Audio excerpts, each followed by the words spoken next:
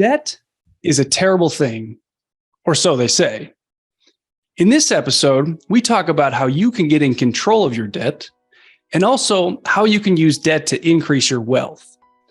A debt management plan will help you have more money to invest so you can start growing your wealth faster and gain financial freedom. Are you a working professional but struggling to balance the workload of your career, family, obligations, and preparing for your financial future?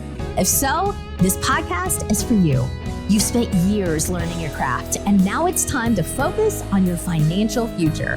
This podcast will teach you what you need to retire wealthy and happy. Let's dive in.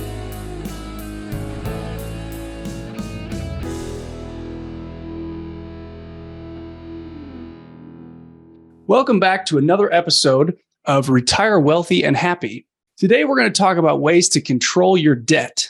And the truth is, if you don't control your debt, it will end up controlling you.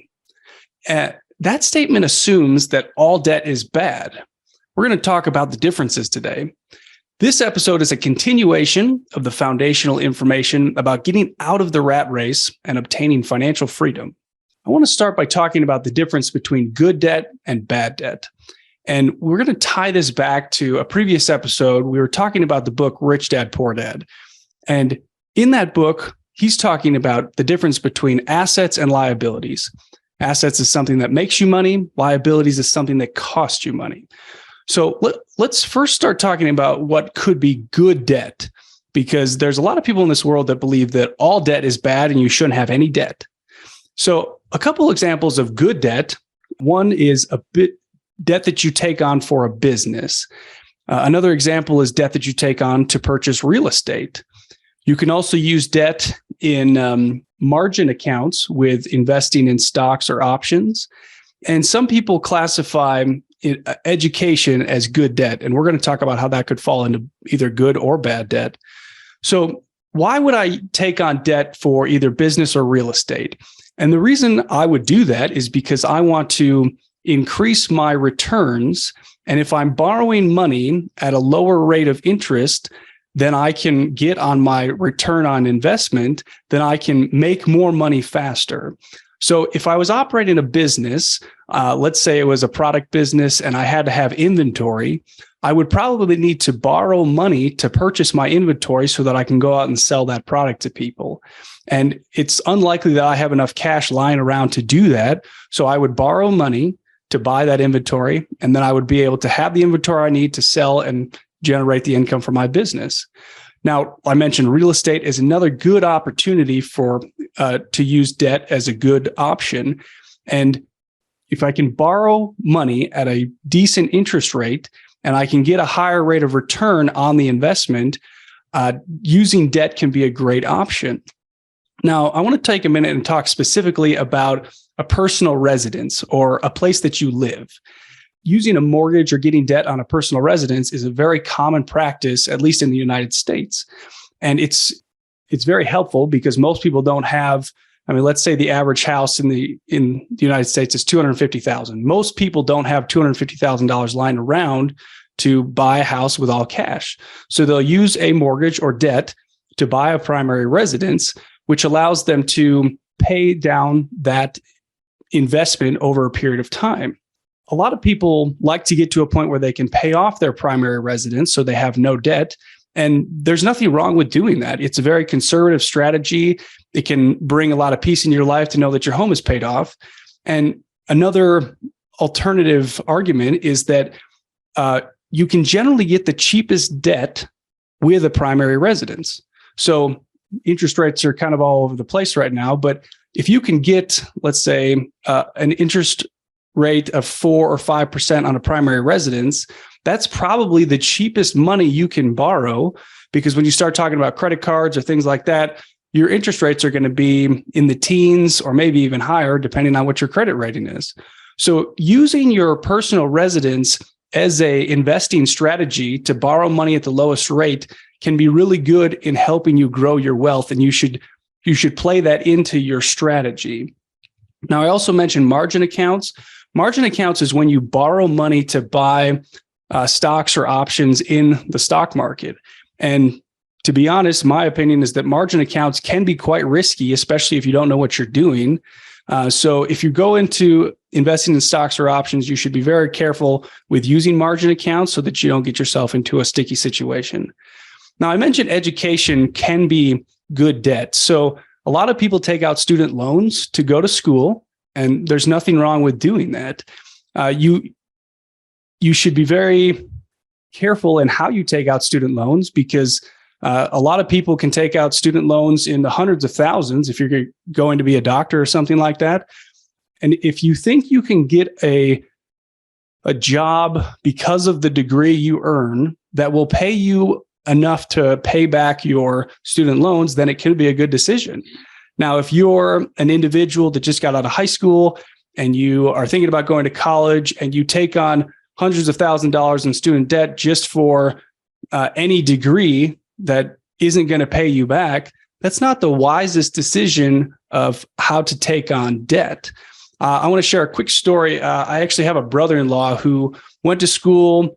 I won't get into specifics about what he does, but pretty good career that he chose. And he had to take on quite a bit of student debt just to graduate.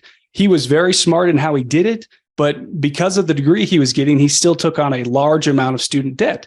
And it's been many years, the debt company was very, we'll call it shady in the way they structured the loan. And it's almost impossible for them to pay it back quickly, which makes me feel bad for my brother-in-law, because he's trying to do everything he could to just get ahead in life, and this student loan is really consuming him and making it hard for him to invest and to grow his wealth. So student loans can be good debt if they're structured properly and not taken advantage of, or just make sure that you're using student debt properly so that you don't get yourself into a rough situation. Now, we also want to talk a little bit about bad debt. And bad debt, going back to the rich dad, poor dad analogy, is anything that is considered a liability. So we could throw anything into this category: cars, boats, snowmobiles.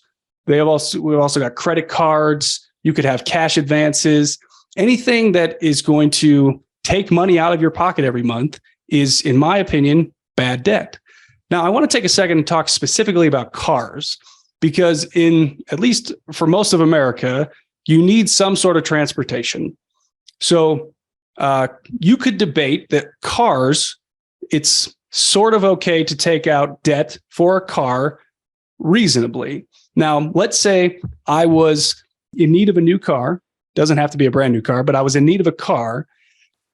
If you don't have, let's call it $25,000 in cash to buy a car, it might be okay to take out a loan for somewhere between $10,000 and $15,000 so that you can have that mode of transportation.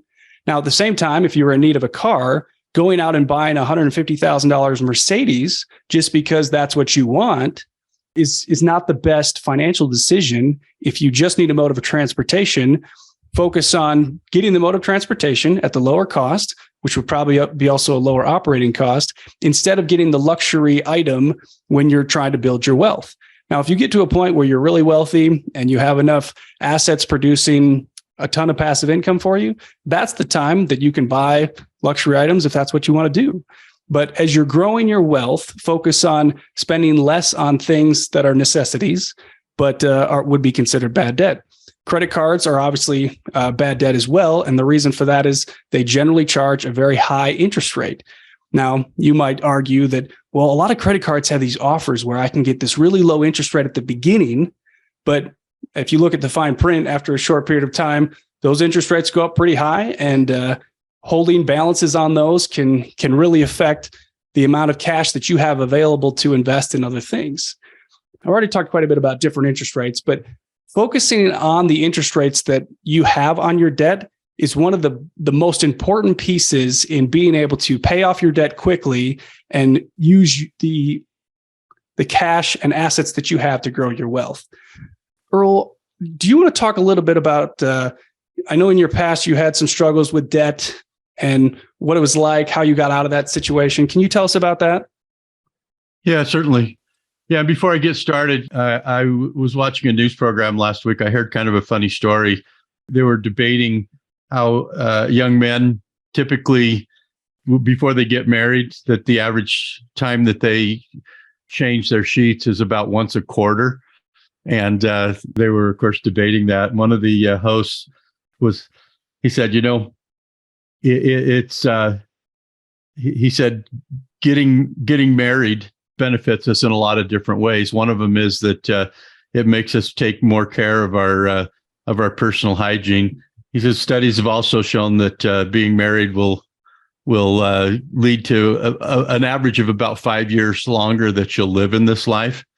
And then he said, and if you don't live that long, it'll certainly seem like you live an extra 5 years just being married. So I got a kick out of that. I'm going to tie that back into to what we're going to talk about here in just a second. So a number of years ago, I got out of college. I had 4 kids when I actually finished college. Started my career, made a pretty good living for what I was doing, and ultimately, after a few more years, my wife got frustrated. We tried to start a business, is what happened. I left the corporate world and started a business. There was quite a bit of stress from doing that, and fairly early into that, my wife just said she was done. And by then I had 7 kids. And I was blessed to be back in Utah, where it's difficult to get a fair shake in the divorce court if you don't wear a skirt, so to speak. I ended up with a child support order that was actually more than I made. There was absolutely no way I could keep up with it on the business income that I had. Now, the income was quite a bit lower than what I had made in the corporate world. So the judge thought it was fair. But at the time, I just struggled to pay everything. And even my student loans and stuff, I ended up in default in my student loans, just trying to keep myself from going to jail, so to speak, keeping up on my child support. Well, that's how I ended up doing some coaching. And I looked for a job. I went to work for the company that did all the coaching for Rich Dad and Carlton Sheets real estate coaching. And it was enough to get by, but it wasn't anywhere near what I was used to making. Well, I ended up in a situation where very frequently the end of the month came, the end of the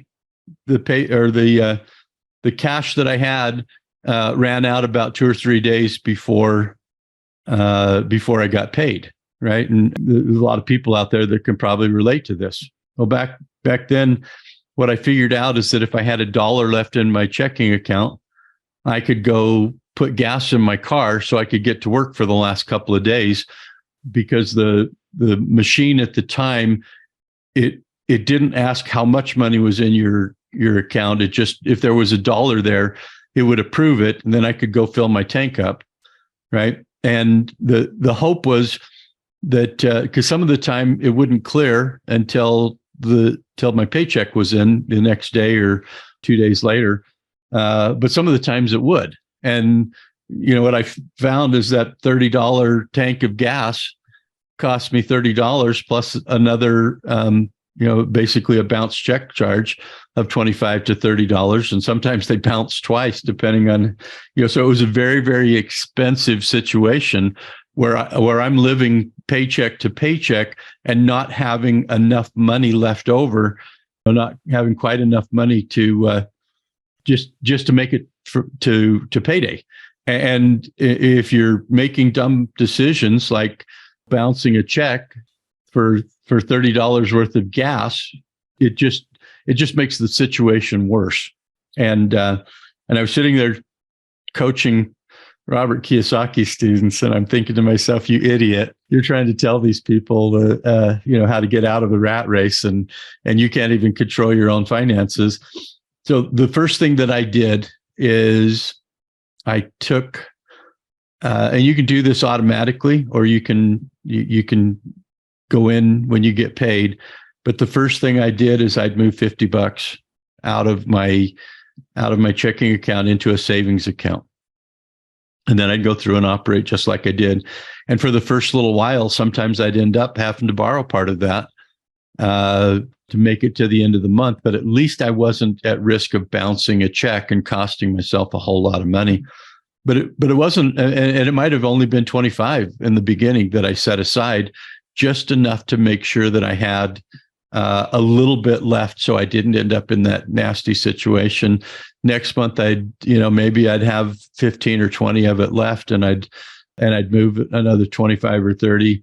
Well, it didn't take very long. 6 months later of doing that, and all of a sudden, I had at least a sizable amount of money, enough to make it all the way through one pay period without a reserve, so to speak.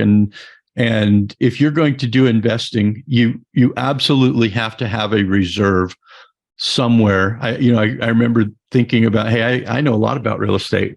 Why don't I go buy? I was learning and teaching these strategies of how you can go do lease options and things like that. And then I'm thinking, man, if I had a lease option and my tenant didn't pay me the rent for 10 days, what would I do? Because I didn't even have enough money to even think about investing. And until you get a hold of that situation where you're in control of your monthly finances, investing can be a really, really scary thing and sometimes even dangerous. So, hey, Earl.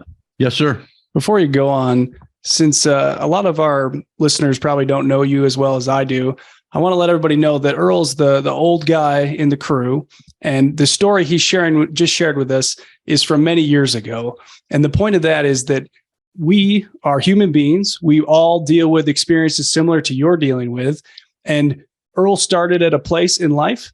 He had some challenges, but he's learned from those things, and he's been able to start growing his wealth in many different ways. And that's one of the points of this podcast is it doesn't really matter where you're at right now. We're trying to focus on foundational things that you can put into practice so that you can really start growing your wealth. Cool.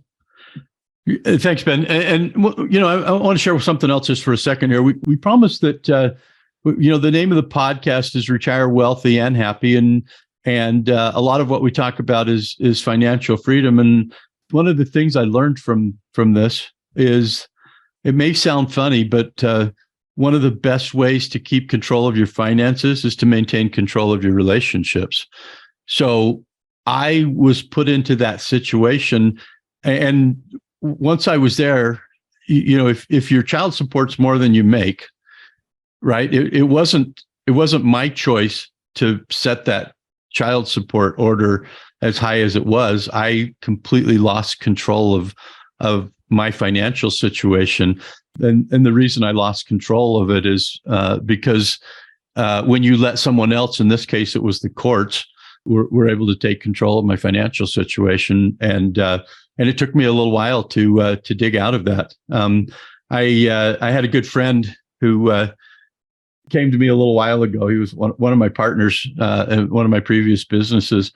And Greg came to me and he was like, "Oh my gosh," he says, "I am so upset that I was looking for something in our closet." And he says, I give my wife a certain amount of money, enough to cover the monthly expenses, run the house. And he says, I have stuff that I use for my business, but I gave her quite a bit of money to run the expenses.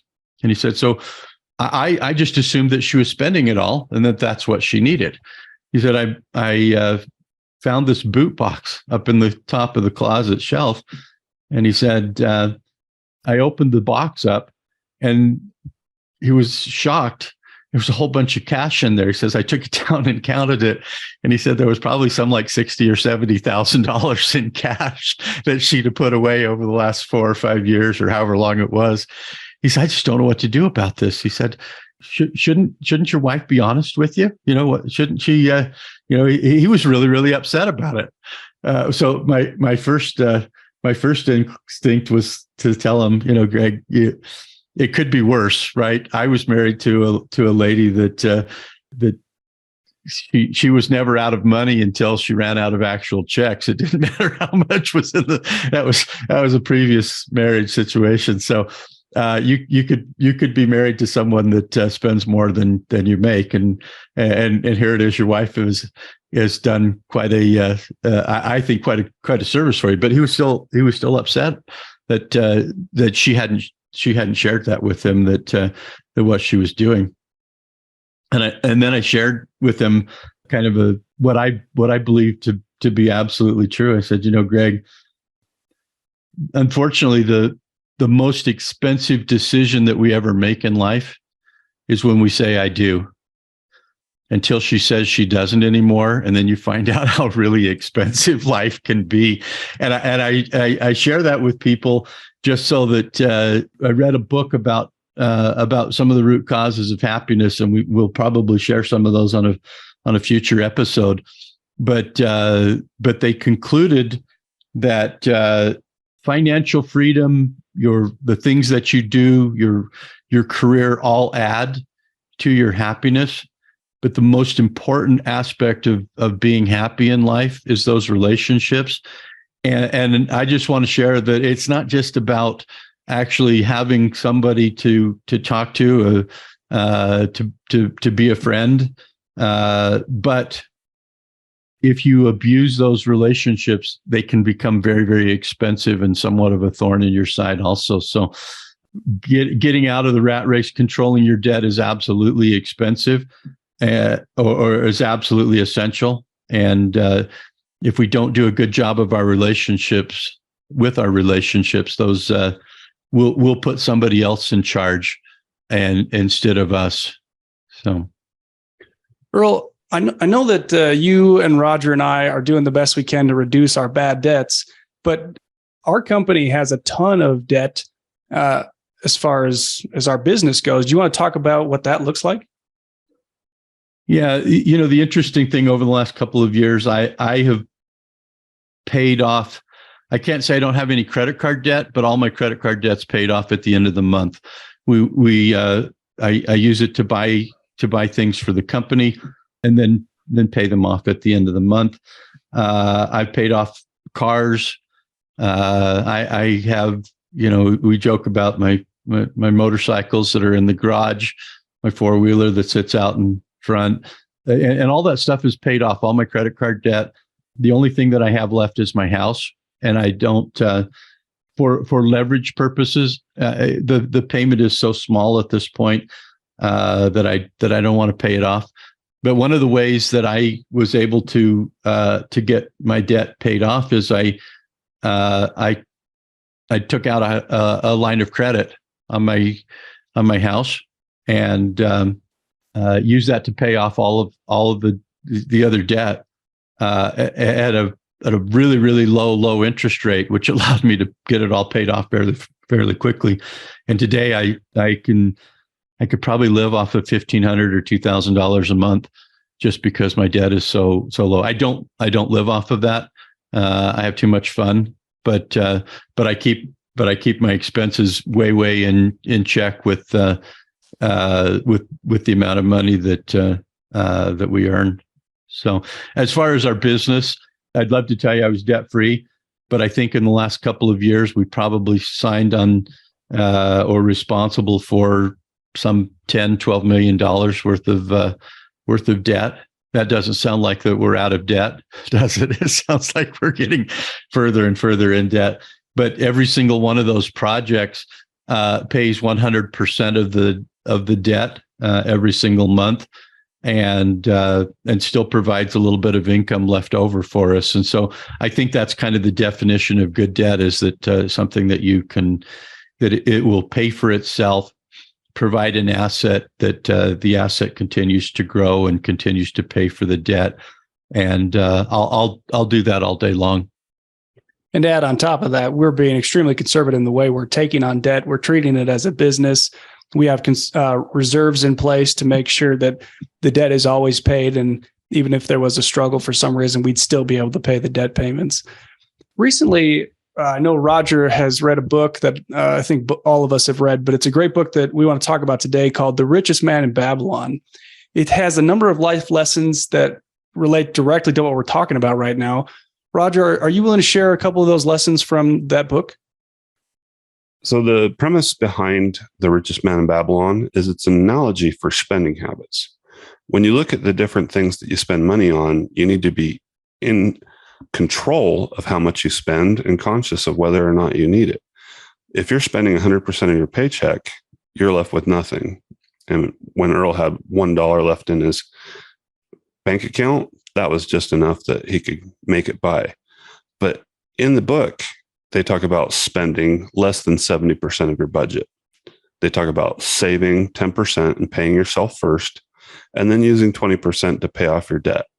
There's a lot of different analogies in that space where you can spend 60 or 70% and then save 10%, give 10%, invest 10%, do whatever you want with 10%. But the basic premise is you need to control what you do. When you get wealthy, millionaires are known to spend 7% of their income on their living expenses. That's a good goal to have, but not very realistic for a lot of people. A lot of people are spending over 100% and putting money on their credit cards, which leaves them in a deficit every single month. So if you can spend 70% and then do something else with the other 30%, whether it's invest, paying down debt, or whatever space you are in life, that's a really good place to be. They also talk about letting your money work for you and multiply itself. That's something that we've talked about a couple of times so far. And the key to that is leverage. When you buy real estate, you're able to leverage the money. That's part of the ideal analogy, where ideal investing is real estate, where I stands for income, D stands for depreciation, E stands for equity, then appreciation, where the value goes up, and then L stands for leverage. So if you can leverage your money, you can make it grow faster, and that's a key thing. One of the other things in the book was talking about owning your own home. A lot of people are really freaking out right now. We've seen interest rates go way up, and some of the numbers are in the mid fives to, in a disc loan, you're seeing over 9 and 10%. If you're spending that much money, it can freak people out. Sometimes it just ruins your budget, makes it so you can't buy a house. But one of the things that we know is you get nothing back when you rent. So renting is equal to 100% interest. We get a lot of debate on that, and it's often fun as a realtor to discuss the highs and lows of what that looks like. But at the end of the day, you can take your money and you can invest it into your house, and regardless of where you are, you're getting the E, which stands for equity, back when you sell the house. That really helped me in my first house, because I bought a house and we spent a bunch of money fixing it up thinking we were going to make money on it. But at the end of the day, we just barely broke even. And breaking even in that case turned out to be a real blessing, because this was about 23 years ago, and this was when my first son was born. And we ended up getting back all the money that we put into the house, which equaled all the materials and all the mortgage payments, back in a check.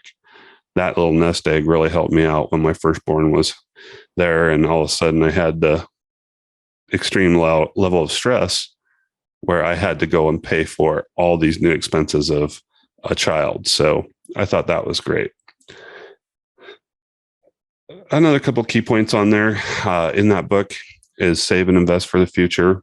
If you can grow your money enough that you can put some away, you can invest in retirement funds, and that will really help you towards the end. Maybe that gets something that you are able to borrow and use for an investment, or maybe it's just pure retirement and you're able to retire wealthy and happy. Another key point in the book is taking some of that money and using it to improve your skills. If you can improve your skills, you can go from earning a modest amount of money to maybe doubling your income by owning a business or leveraging that through other investments and strategies. But all in all, the book is a really good book of teaching people how to spend and save money, and really good for people that haven't learned to budget it yet.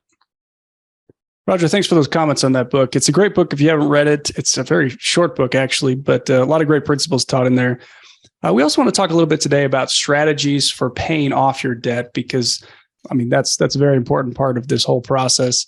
If you don't know this, most loans charge interest on an annual basis, and the interest is based off the principal balance. So if you can find a way to pay down your principal balance, then the amount of interest that you get charged on an annual basis should also go down. So let's talk about a couple different strategies. The first is focusing on just paying down the principal on your loans. You could do that by paying either more than the minimum payment or making more than one payment a month. So just as a quick, simple example, let's say you had a car payment that was $100 a month. If you were to pay maybe $150 a month instead of the $100 required payment, you would be able to pay your loan off faster.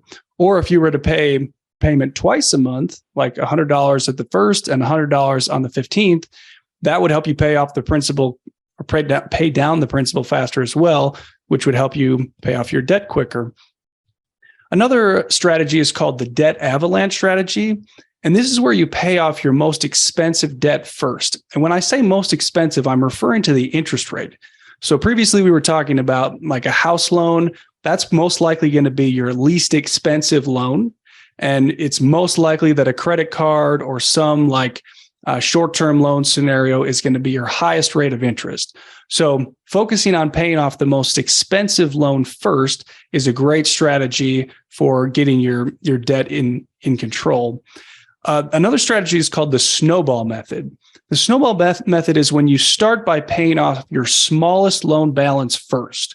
So let's say you had 5 loans, you would find the cheapest or the loan with the lowest amount of money. So let's say you had one loan that was maybe $1,000 or $2,000. If you could get that loan paid off as quick as possible, and then after you had that loan paid off, you would continue making that same payment, but you would put it towards the second lowest loan balance that you had. So the snowball method, you start small and then it gradually gets bigger as you pay off all of these loans by continuing to make the same monthly payments every month, but you direct it at specific loan amounts. Another option for dealing with debt is called a debt consolidation. Earl talked about this a little bit earlier. Let's say you had 6 different loans, all of them with different interest rates. If you were able to utilize your home to get a home equity line of credit like Earl was talking about, you might have the opportunity to get a very low interest rate on debt, and you could use that to pay off all of your other loans. So let's say you could get a home equity line, and I'm just making this up for example purposes, but let's say you could get a home equity line at 5%, and all the other debt that you had was somewhere in the teens, like a 12%, 18% interest rate. You could take that low interest rate home equity line and you could pay off all your other debt. And then you would have all your debt in one place at a much lower rate, which would help you to be paying off your debt faster because your interest rate would be lower. Now, I want to make a comment that there are companies and also nonprofits that can help you get control of your debt. So if you're feeling overwhelmed by the amount of debt that you're dealing with, there's many resources available to you. So don't just sit and deal with it by yourself. There's many people that are willing to help you because, getting out of debt is a great goal to have. So you should do everything you can to make that happen. Earl and Roger, do you have other comments you want to add today about our debt conversation? Sure. When it comes to credit card debt, there's a lot that are in the 25 and 30% rates. There's also car loans that are in the 40+% rates. So if you can get into a HELOC that'll do that, that's really a great way. There's also a company that used to exist, and I had a friend that worked there, and I don't know if they still do it, but the analogy that they would use is for all the people that are getting paid bi-weekly, every 2 weeks, they would take half of their mortgage payment and pay it every single 2 weeks. This added up to a couple extra payments per year. And in doing so, it would actually take off about 7.5 years of a 30-year mortgage just because you're paying that much extra in principal. It's a really good way to do it, but it's so simple. It's really not something that justifies a company to exist. Earl, do you have any other comments today? No, just that there's a lot of different strategies, and to get yourself out of debt if that's a problem. If it's not, we just need to be careful about what we spend so that we continue to keep ourselves out of debt. I know, having been in that situation myself, and to an extent not even be able to control it, it makes your life much more complicated. It made it much harder for me to go ahead and start a business or start investing until I reached a point where I had that under control. So if you're out there, understand that you're probably not the only one that's there. If you can learn anything from our situation, it's that you're not stuck there forever. But if you don't take control of it, you will be. Thanks, Earl. Just as a recap from our episode today, we started off talking about the difference between good debt and bad debt and how you can use good debt to help you grow your wealth. We had some great personal stories, personal experience from Earl about debt situations that he's had to deal with. Roger gave us a great overview of the book, The Richest Man in Babylon, some great principles about what we can be doing in our lives to deal with debt and to get ourselves in a better financial situation. And we also talked about several different strategies that you can use to help pay off your debt and put yourself in a better situation. Until next time, thanks for listening. We look forward to having you with us next week. See you next week. Hope you got value from this episode. And if you have a minute, then take the time to leave an honest written review for the podcast, because we take those reviews seriously and it'll help us serve you better on the next episodes. And most importantly, be sure to start taking action so you can control your financial future today.